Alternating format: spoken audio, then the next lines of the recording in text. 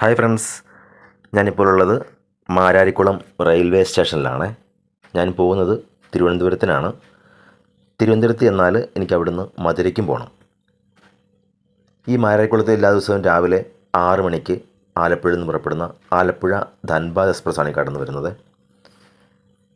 ഈ ട്രെയിൻ ഇവിടെ വന്ന് സ്റ്റോപ്പ് ചെയ്ത് കഴിഞ്ഞാൽ ഇവിടെ നിന്നും വേറെ ഒരു ട്രെയിൻ തിരുവനന്തപുരത്തിന് പോകുന്നുണ്ട്. ഗുരുവായൂരിൽ നിന്നും തിരുവനന്തപുരത്തിന് പോകുന്ന ഇൻ്റർസിറ്റി എക്സ്പ്രസ് എല്ലാ ദിവസവും രാവിലെ 6:15-നാണ് ഇത് മാരാരിക്കുളത്ത് വരുന്നത്. ഈ ട്രെയിനിൻ്റെ ക്രോസിങ് ഇവിടെയാണ് നടക്കുന്നത്.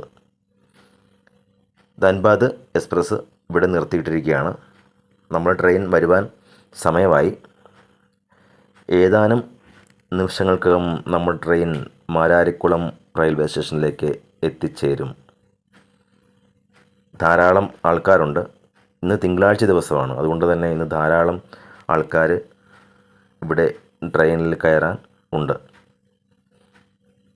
ഈ റെയിൽവേ സ്റ്റേഷൻ്റെ ഏറ്റവും വലിയ ഒരു പോരായ്മ എന്ന് പറയുന്നതാണ് ഇതിന് ഓവർ ബ്രിഡ്ജ് ഇല്ല. അതുകൊണ്ട് തന്നെ ആൾക്കാർ എല്ലാവരും തന്നെ ഈ ട്രെയിൻ ഇപ്പോൾ പാർക്ക് ചെയ്ത ലോക്കോയുടെ മുമ്പിൽ കൂടിയാണ് മറ്റേ ട്രാക്കിലേക്കും കണ്ടോ പോകുന്ന കണ്ടോ. ഇതൊരു അപകടം പിടിച്ച കാര്യം തന്നെയാണ്. ഇവിടെ ഓവർ ബ്രിഡ്ജില്ല. ആൾക്കാർ ഇങ്ങനെ അപ്പുറത്തേക്ക് കടക്കണം. നമ്മുടെ ഇൻ്റർസിറ്റി എക്സ്പ്രസ് കടന്നു വരികയാണ്. ഇൻ്റർസിറ്റി എക്സ്പ്രസിൻ്റെ മുൻഭാഗങ്ങളിൽ വരുന്നത് അൺറിസർവ്ഡ് കോച്ചുകളാണ്. പിന്നെ 2S ഉണ്ട്, CC ഉണ്ട്. അത് എനിക്ക് തോന്നുന്നു 3 വെച്ചാണ് അങ്ങനെ കോച്ചുകൾ വരുന്നത്.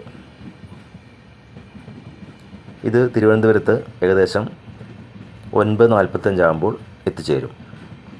അവിടെ നിന്നും ഈ ട്രെയിൻ തന്നെയാണ് 11 കാലാകുമ്പോൾ തിരുച്ചിറപ്പള്ളിക്ക് പോകുന്നത്. ഇതിൻ്റെ ഈ ട്രെയിൻ പോകുന്ന റൂട്ടുകളാണ് കൊടുത്തിരുന്നത്.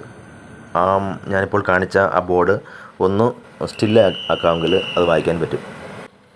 തിരുവനന്തപുരത്ത് നിന്ന് ഗുരുവായൂരിൽ നിന്നും തിരുവനന്തപുരത്ത് ചെന്നിട്ട് തിരുവനന്തപുരത്ത് നിന്ന് മധുര വഴിയാണ് അത് തിരുച്ചിറപ്പള്ളിക്ക് പോകുന്നത്. അപ്പോൾ ഞാൻ മധുരയിലാണ് ഇറങ്ങുന്നത്. തിരുച്ചിറപ്പള്ളി എത്തിച്ചേർന്നാൽ അത് വേറെ നമ്പറിൽ താമ്പരത്തേക്ക് പോകും. അങ്ങനെയാണ് ഈ ട്രെയിനിൻ്റെ റൂട്ട് വരുന്നത്. നമ്മുടെ ധൻബാദ് എക്സ്പ്രസ് പുറപ്പെട്ടു, നമ്മുടെ ട്രെയിനും പുറപ്പെട്ടു. 2 ട്രെയിനും തുല്യ സമയത്ത് തന്നെയാണ് പുറപ്പെട്ടത്.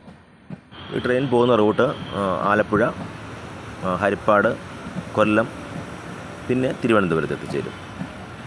ഏകദേശം 9:40 കൂടി, ഇപ്പോൾ ടൈം ലൈറ്റ് അല്ല, 9:40 കൂടി തിരുവനന്തപുരം സെൻട്രൽ റെയിൽവേ സ്റ്റേഷനിൽ ഈ ട്രെയിൻ എത്തിച്ചേരും. ഗുരുവായൂരിൽ നിന്ന് ഈ ട്രെയിൻ എടുക്കുന്നതുകൊണ്ട് തന്നെ ഗുരുവായൂർ, എറണാകുളം, ആലപ്പുഴ ഭാഗത്തു നിന്നൊക്കെ ധാരാളം ആൾക്കാരാണ് ഇതിൽ ജോലിക്കായും മറ്റും ഒക്കെ പോകുന്നത്.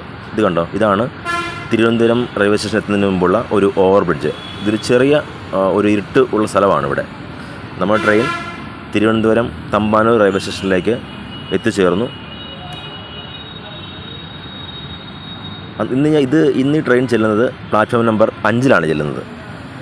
അവിടെ ചെന്നിട്ട് അവിടുന്ന് ഇപ്പോൾ സമയം 9:45 തന്നെ ആയിട്ടുണ്ട്. അവിടെ നിന്നാണ് ഇത് ട്രെയിനിൻ്റെ ക്ലീനിങ് എല്ലാം കഴിഞ്ഞ് 11:15 ആകുമ്പോൾ അവിടെ നിന്നും പുറപ്പെടുന്നത്. നമ്മുടെ ട്രെയിൻ തമ്പാനൂർ റെയിൽവേ സ്റ്റേഷനിലേക്ക് എത്തിച്ചേർന്നു. Thiruvananthapuram central railway station. ഇനിയിപ്പോൾ അടുത്തതിൻ്റെ പരിപാടി എന്തെങ്കിലും കഴിക്കണം. കഴിക്കുന്നതിനെക്കുറിച്ച് ഞാൻ ഇതിനിടയ്ക്ക് പറഞ്ഞുകൊള്ളാം എവിടെ നിന്നാണ് ഭക്ഷണം കഴിച്ചതെന്നും എന്നുള്ളത്. ഇനി ഈ ട്രെയിനിൻ്റെ മുമ്പോട്ടുള്ള യാത്ര ഈ നമ്പറിലായിരിക്കും, 22-628 സൂപ്പർ ഫാസ്റ്റ് ആയിട്ടാണ്. ഈ ബോർഡ് നോക്കിയാൽ അറിയാം ഇനി ട്രെയിൻ ഏത് റൂട്ടിലാണ് പോകുന്നതെന്ന്. നേരത്തെ കാണിച്ച ഒരു ബോർഡ് തന്നെയാണ് ഞാനെൻ്റെ ബോഗിയുടെ സൈഡിലായിട്ടിപ്പോൾ കാണിക്കുന്നത് മാത്രമേ ഉള്ളൂ. ഉണ്ടോ, ട്രെയിനെല്ലാം ക്ലീൻ ചെയ്യുന്നുണ്ട്. ഇവിടുന്ന് ട്രെയിനിന് തിരക്ക് കുറവാണ്. നോക്കിക്കേ, യാതൊരു തിരക്കുമില്ല. ഇത് റിസർവേഷൻ ബോഗിയാണെങ്കിലും ലോക്കലിലാണെങ്കിലും വളരെ സുഖമായിട്ട് നമുക്ക് യാത്ര ചെയ്യാൻ പറ്റും. ഇതിനിടയ്ക്ക് ഞാൻ കാപ്പി കുടിച്ചു. നമ്മുടെ ട്രെയിൻ കൃത്യം 11:15 തന്നെ ഇവിടെ നിന്ന് എടുത്തു. ഈ തിരുവനന്തപുരത്ത് നിന്നും മധുരയിലേക്ക് പോകുന്നത് നാഗർകോവിൽ വഴിയാണ്. ഈ യാത്രയിൽ നമുക്ക് ധാരാളം നല്ല നല്ല കാഴ്ചകൾ കാണുവാൻ സാധിക്കും.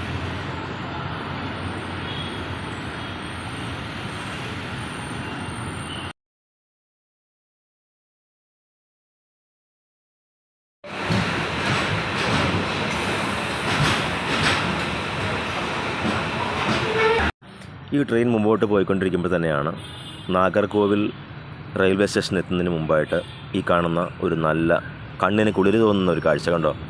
നല്ല മലനിരകൾ, പച്ചപ്പാടങ്ങൾ. ഈ റൂട്ടിൽ വന്നാൽ ഇങ്ങനെ ധാരാളം കാഴ്ചകളുണ്ട്.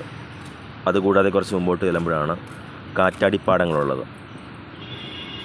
നമ്മൾ കേരളത്തിൽ യാത്ര ചെയ്താൽ ഇങ്ങനെയുള്ള ആ ഒരു കാഴ്ചകളൊന്നും കാണാൻ സാധിക്കത്തില്ല. ഇതാണ് നാഗർകോവിൽ റെയിൽവേ സ്റ്റേഷൻ. തമിഴ്നാട്ടിൽ തന്നെ ഒരു വലിയ റെയിൽവേ സ്റ്റേഷനാണ് നാഗർകോവിൽ. നമുക്കിവിടെ വന്നാൽ നമുക്കിവിടെ നിന്ന് കന്യാകുമാരിയൊക്കെ പോകുവാൻ സാധിക്കും.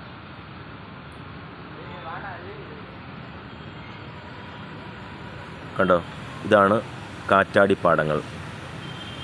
കാറ്റാടി ഇതിൽ നിന്ന് വൈദ്യുതി ഉൽപ്പാദിപ്പിക്കുന്ന ഇതാണിത്. ഏക്കർ കണക്കിന് സ്ഥലത്താണ് ഈ കാറ്റാടിപ്പാടങ്ങൾ വെച്ചിരിക്കുന്നത്. ഇതിൽ നിന്ന് തന്നെ ധാരാളം വൈദ്യുതി ഉൽപ്പാദിപ്പിക്കുവാനായിട്ട് സാധിക്കുന്നുണ്ട്.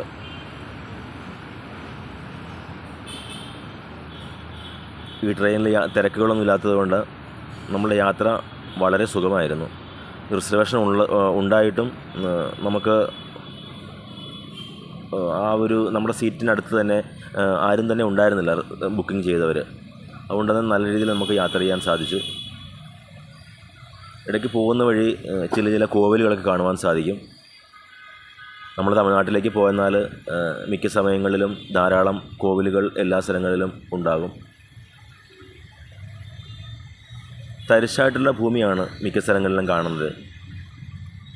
കൃഷിയും അതുകൂടാതെ ചില സ്ഥലങ്ങളിൽ തന്നെ ചില ഫാക്ടറികൾ കാണാൻ സാധിക്കുന്നുണ്ട്.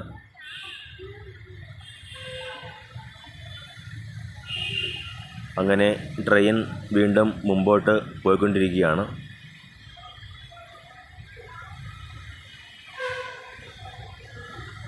ഇപ്പോൾ ഏകദേശം 1 മണി സമയമായ ഞങ്ങൾ ഉച്ചക്കത്തെ ഫുഡ് കഴിച്ചു.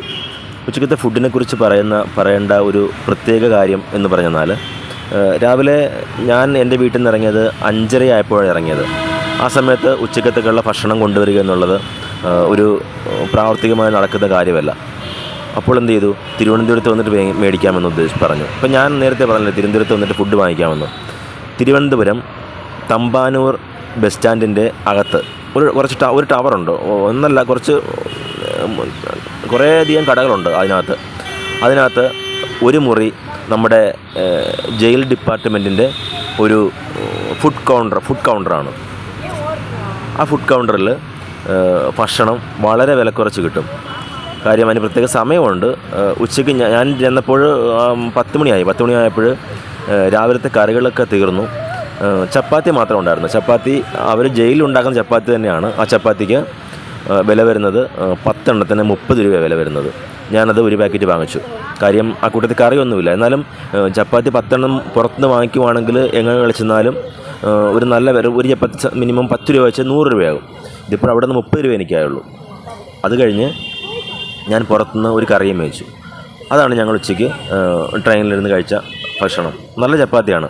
കാര്യം ഞാൻ ഇതിനു മുമ്പും തിരുവനന്തപുരം തമ്പാനൂരിരുന്നപ്പോൾ ഇങ്ങനെ ഫുഡ് കഴിച്ചിട്ടുണ്ട്. അവിടെ നിന്നും ഒരു ചിക്കൻ കറിക്ക് വെറും 40 രൂപ ഉണ്ടായിരുന്നുള്ളൂ. പിന്നെ ഒരു ബീഫ് ബിരിയാണിക്ക് വെറും 70 രൂപയേ ഉള്ളൂ. അങ്ങനെയൊക്കെയാണ് അവിടുത്തെ ഫുഡിൻ്റെ വില വരുന്നത്. അപ്പോൾ തിരുവനന്തപുരത്തൊക്കെ വരുന്നവർ ഇങ്ങനത്തെ ഈ ഒരു ജയിൽ ഡിപ്പാർട്ട്മെൻറ്റിൻ്റെ ഫുഡ് കൗണ്ടർ നോക്കി അവിടെ തിരക്കിയെന്ന് എല്ലാവരും പറഞ്ഞു തരും. ആ ഫുഡ് കൗണ്ടർ അവിടെ നമുക്ക് ഫുഡ് വാങ്ങിച്ച് കഴിക്കുവാൻ സാധിക്കും. നമ്മൾ ട്രെയിൻ മധുരയിൽ എത്തുവാനായിട്ട് ഇനിയും കുറച്ച് സമയമുണ്ട്. മധുരയിൽ എത്തുന്നതിന് മുമ്പായിട്ടുള്ള ഒരു കാഴ്ചയാണിത്. അങ്ങകലെ ഒരു മലനിര പോലെ കാണുന്നത്. കുറച്ചധികം ദൂരം ഈ മലനിരകളുണ്ട് കേട്ടോ. കണ്ടേ, ഇതാണ് വേറൊരു പാറക്കൂട്ടം വരുന്നത്. നമ്മളിത് നോക്കിയിരുന്നാലുണ്ടല്ലോ നമുക്ക് കണ്ണ് നല്ല കൗതുകമാണ്, നമ്മുടെ മനസ്സിന് നല്ല സുഖവുമാണ് ഇത് കണ്ടിരിക്കാനായിട്ട്. അങ്ങനെ നമ്മൾ ട്രെയിൻ മധുര ജംഗ്ഷനിൽ എത്തിച്ചേർന്നു.